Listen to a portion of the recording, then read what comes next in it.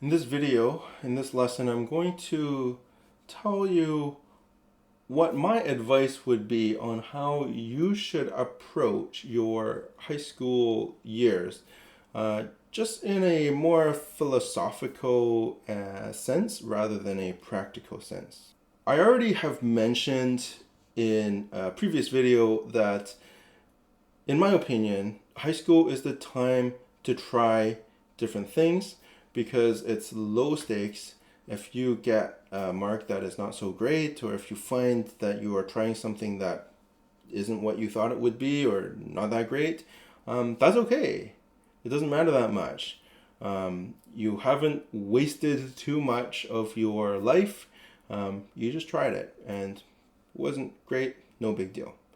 So try different things. So I would encourage, and if I were doing high school again, rather than going really deep into some things, I would try a lot of different things instead.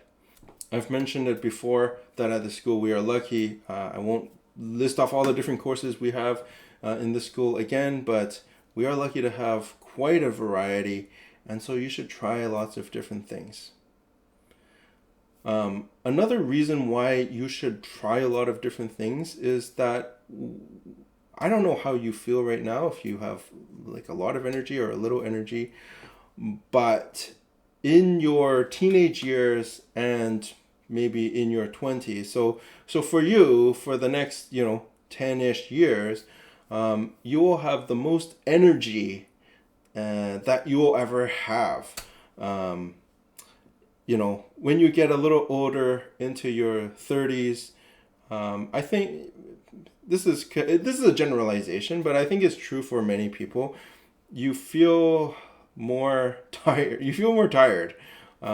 Maybe you have more work responsibilities, home responsibilities.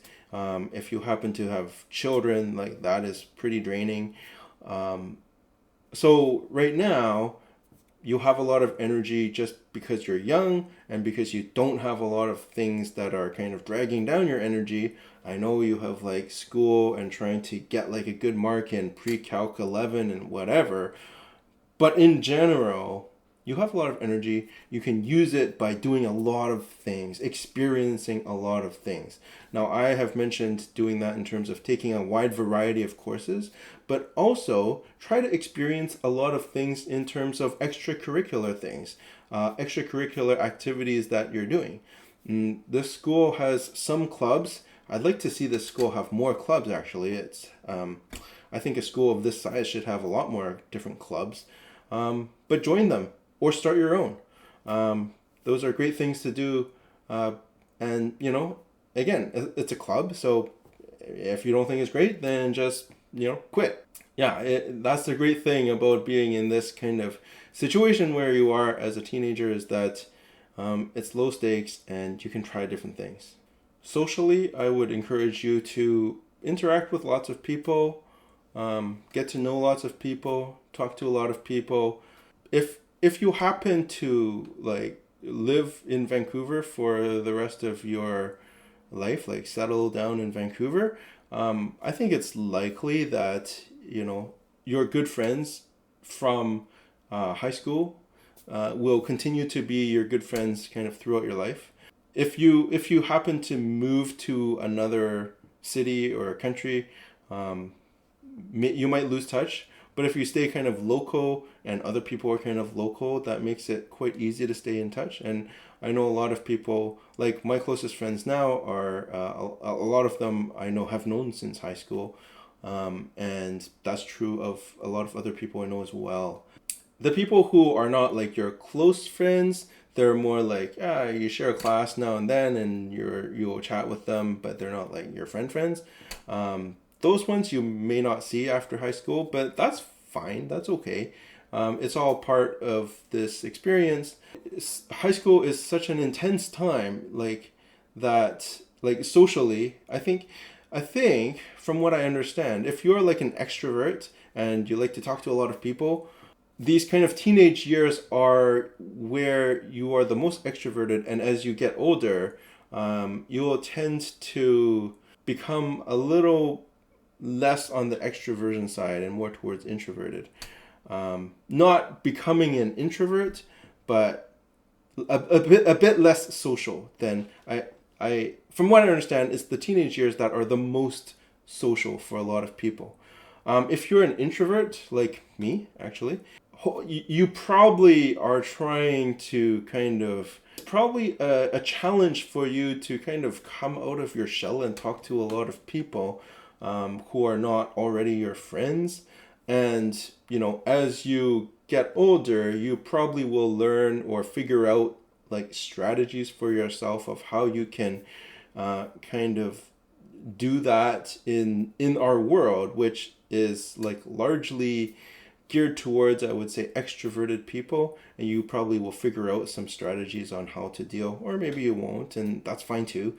I'll have a whole lesson later about kind of introversion and extroversion and how that kind of works and how different people can function happily in our world. So I'll leave it there for now. Math is important. Math is used kind of as a gatekeeper for a lot of post-secondary programs. For whatever reason, a lot of programs will say, you need to have such and such a mark in pre-calc 12 or pre-calc 11.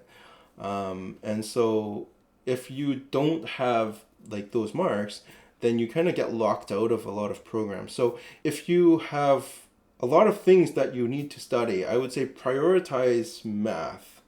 Because if you don't have the right math marks, I think it is kind of unfortunate but you get locked out of a lot of different programs, which is a shame, really, because a lot of these programs, they say, you need at least 70% in pre-calc 11 or something. Well, I mean, you've never done like using quadratic formula in like that entire career, or multiplying out binomials in that entire career. You never do it.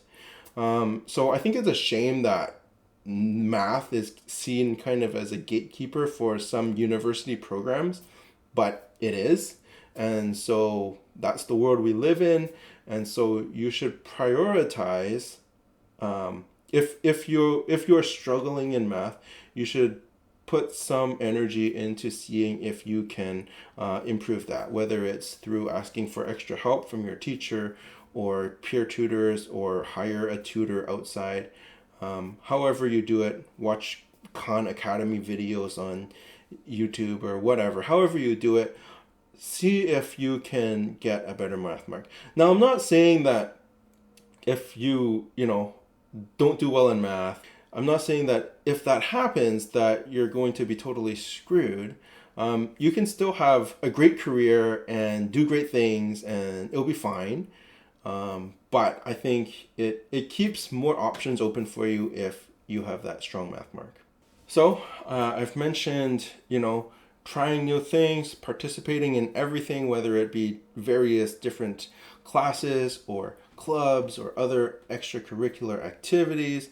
I've mentioned that you have a lot of energy, so you can do a lot of different things like volunteer, whatever. What else have I mentioned? I've mentioned the math thing. I've mentioned that you are feeling so intense. Did you know that the music that you listen to in high school or that you enjoy in high school, because this is such an intense time of your life, for your entire life, the music that you listen to in high school will be the music that you enjoy the most. Or I guess the music that you enjoy in high school will be what you come back to again and again.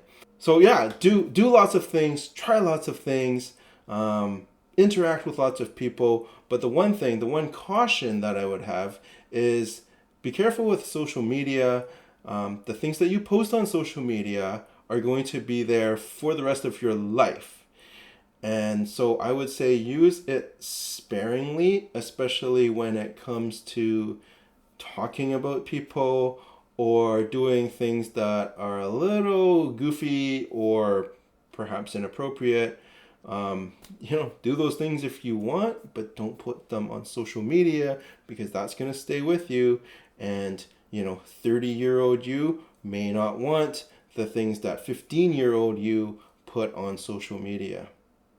So use social media sparingly, or just use it to take pictures of, your pet or your food or something. But try and experience as much as you can through the last 2 or 3 years of your high school life. All right, that is it for this video. We'll see you in the next lesson.